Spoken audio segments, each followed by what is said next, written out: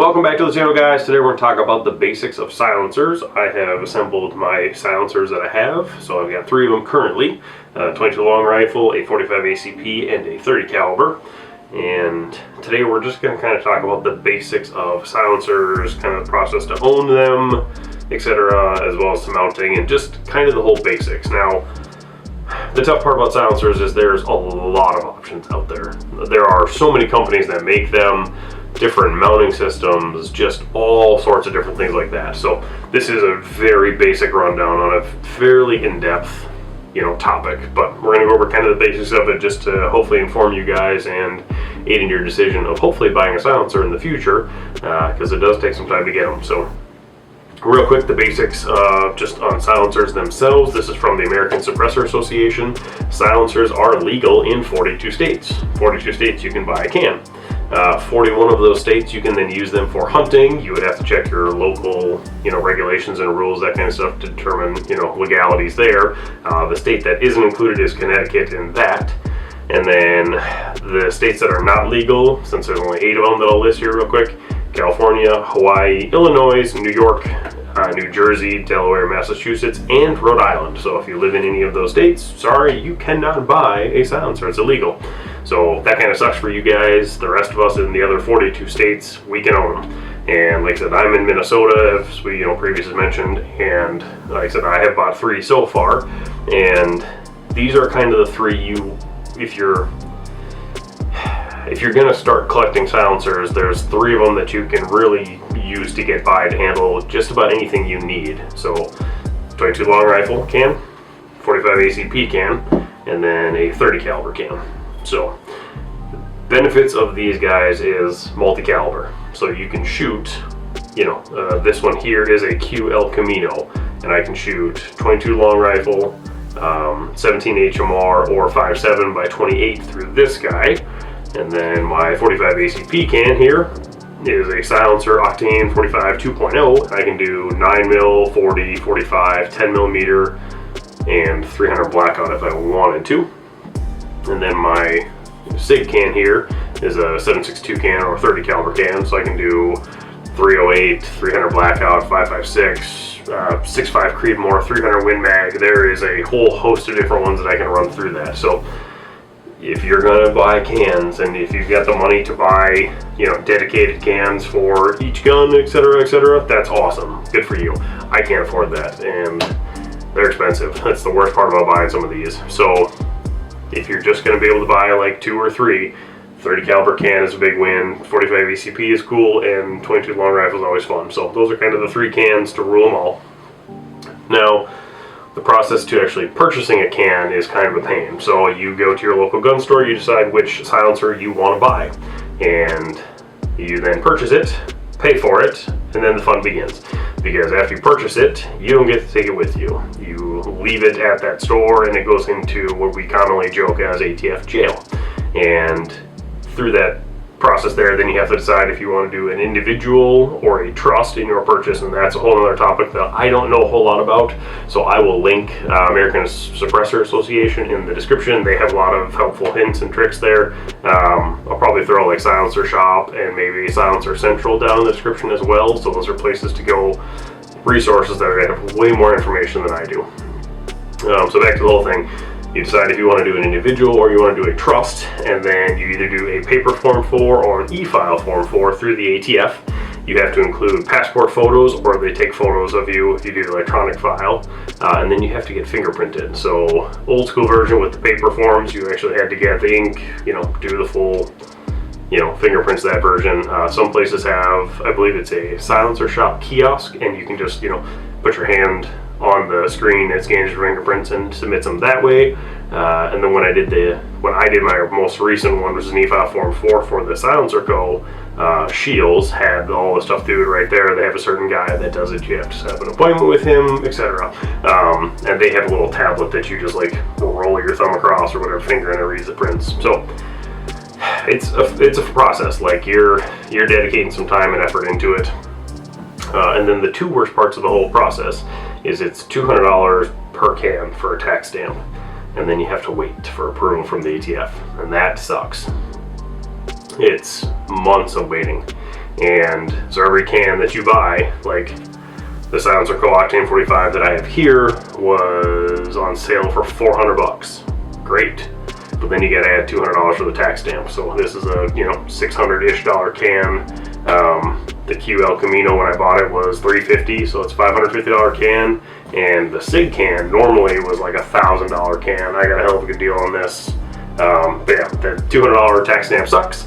And then you get to be in the wait because the ATF has to approve it, and that takes months. The ATF had updated their e-file system to do the Form 4s, and when I started the process on this can, Shields was saying they were seeing 90 to 100 day turnarounds. That was end of May last year, 2022, and it took 9 months to get, because the Form 4 system got all backed up. Some people said that the people that had filed paper forms were basically complaining and bitching about it, so that the ATF stopped doing the e-files and went back to do the paper ones as well. Whatever, I don't know what happened, but each of these cans, this one has been a 10-month wait, this was a 9-month wait, and this was a 9-month wait as well. So that's super cool, that's a lot of fun. But it is a fun day when your stuff finally comes in and is approved. Now into the cans themselves.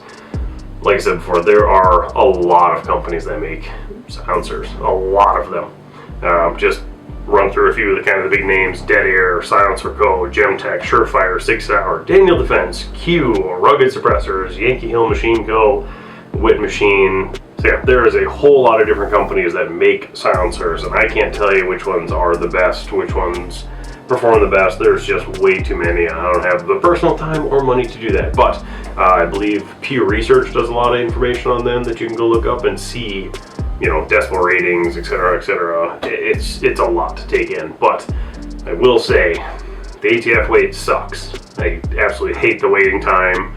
I hate the $200 tax stamp. I hate all that. But once you start shooting suppressed, it's fantastic, and I wouldn't go back. Like, I'm really happy that I just got this can out of jail, because getting to shoot my FNX 45 Tactical with the silencer on there is awesome. Like, shooting suppressed is such a cool thing. I didn't buy a can for a few years when I should have started the process earlier, because I had the false hope that politicians would get rid of silencers from the NFA and that kind of stuff, and just, for now, it's not going anywhere. The ATF likes the free money.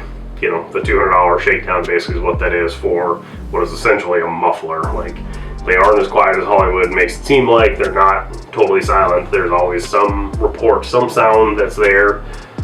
Hollywood has done a good job of making them seem super scary, but they're really cool. It's worth the time and the wait period. Some things to consider when buying a can, depending on what you're going to do with it, is user serviceability. This Q El Camino, I can take the end cap off, remove the baffles, clean it, and then reassemble it. You should do that every 1,000 rounds. The Octane 45 here is every 500 rounds from Silencer Co. So I can take out the piston and this back cap, remove the baffles, clean it, and then the Sig can is not. This is fully welded. It essentially is self-cleaning. So things to consider as you buy it. Other things to consider are barrel length restrictions, caliber considerations, all that kind of stuff. So there's a lot of stuff to go to silencers. You really should do some research before you go buy them. Common construction materials using these guys is titanium, stainless steel, and aluminum. So they're, like, this one's fairly lightweight for how long it is. It's like an 8-inch can. The Q El Camino is very light. I've enjoyed that quite a bit. And the other thing to consider then is mounting options. These ones are direct thread. This guy is a quick disconnect. So for example, my little Shorty 300 blackout here, take the can, put it on the muzzle device, which in this case is a QD muzzle brake, and now the can is on. So that's pretty sweet. Very quick, very easy. Direct thread isn't bad at all. I don't mind that. I don't have a direct thread rifle can, or rifle rated can, so I haven't done that yet. Everything that I have done is with this Sig can, which I've done quite a bit with. Some other cons to consider as you're doing it is suppressor height sights. So the FNX 45 Tactical, for example, is designed to work with a silencer on there. So it has taller sights. I also have a red dot that then looks over that, so I can see over the can. I've kind of done the same thing with my Ruger Mark IV here. I've got a red dot that can look over the can. With it being a 22, obviously it's pretty skinny, so the sights still work. And, you know, realistically, you don't have to have the suppressor height sights. They are a nice feature. And then the other thing to consider when shooting suppressed is gas blowback. That So you put this can here on the end of my 45, and all the gases that are coming out of there travel down the silencer, but also a lot of that comes back into the barrel of the gun itself. So in this case, my optic gets super dirty. I think we put 100 rounds through it the first time we took out, and the red dot was absolutely filthy. So things to consider there is gas blowback, and then also they get very hot. So plan accordingly when you're shooting at the range and how long it's going to take to cool off, or have something that you can put it in that isn't going to melt, because these things get particularly hot. Super basic, super quick rundown on silencers and some of the legalities there. Most states can have them. You should be buying them. They're great. They make shooting so much more enjoyable. For new shooters, it's really nice to be able to put them on there. Like when my sisters were kind of shooting a little bit here with pistols again, they hadn't done that for a while. I brought this guy out, put the silencer on it. They have a great time with it. Doesn't hurt the ears. You know, there's certain times when you still need ears or ear protection when you're using them, but for the most part, it's tames it down quite a bit, takes the bite out of it, makes it very nice. You get into some more caliber specific stuff like 300 blackout through this guy specifically. Subsonic ammo is awesome. I love the sound suppression. I love how quiet it is.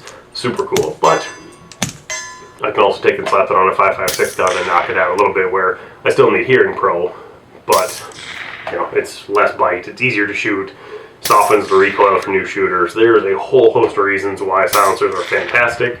They should be more accessible to us. We should be able to get them way faster than we do. Those are things politicians need to take care of, and it just hasn't happened so far. So, like I said, super basic, just kind of a general overview of silencers and what ownership looks like. Totally worth it though. Like, I love having silencers now.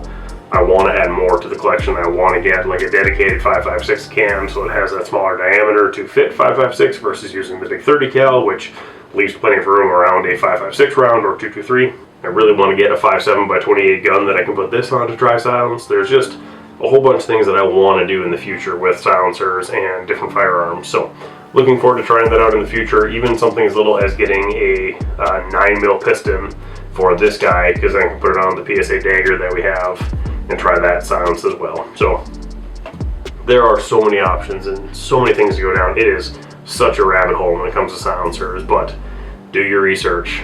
Find people that know how to do it or know about them that you can use as a resource, and start learning about them, and then go buy one. Start the process, get this thing going. Like I said, I waited a couple of years before I bought my first can, because I was just hoping that the NFA would be abolished and get rid of it, and I still want that to happen, because like I said, you shouldn't have to pay $200 per these things. You shouldn't have to wait, 8 to 16 months or more to get a silencer. It sucks. Ultimately, 100% worth it, and I love it. I'm so glad I got into it. I wish I would have done it sooner. And ultimately, what's really cool about it is things look freaking cool with a silencer on there. So looking cool is always worth it, right? Yeah, this is one of my favorite guns. I absolutely love it suppressed. It's fantastic. So silencers are 100% worth it. You should buy one. You should then begin to train with it and understand more about silencers and what it's going to look like for you, sound suppression wise, flash signature, etc. Super cool. Buy a silencer, start the process, get this thing going. And if you know more about silencers, like you've got good experience with Dead Airs or Gemtech, Surefire, all those companies, drop it in the comments. Let's talk about it. Let's share our knowledge and spread as much as we can. You should all still do your own independent research and, figure out what fits your budget, what fits your needs. But a lot of people know a lot more about it than I do. And, we should all be talking more about this kind of stuff. Like, as a community, as a gun culture, that kind of stuff, bringing new people in and giving them a great experience shooting, a 22 that's silenced is a great place to start. And then maybe move up to a 45 ACP, because this thing is fantastic suppressed. It's awesome. I love it. Drop it in the comments if you guys want to talk about silencers, what your experience is, that kind of stuff. If you've enjoyed my rambling, go ahead and hit that subscribe button. We'd love for you to stick around and see the things we got coming. I'm working on a bigger project here that should come out in a couple of weeks, and I'm excited about it. It's looking good so far. So thank you all so much for watching. Like, share, subscribe, and we'll see you in the next video. Thank you.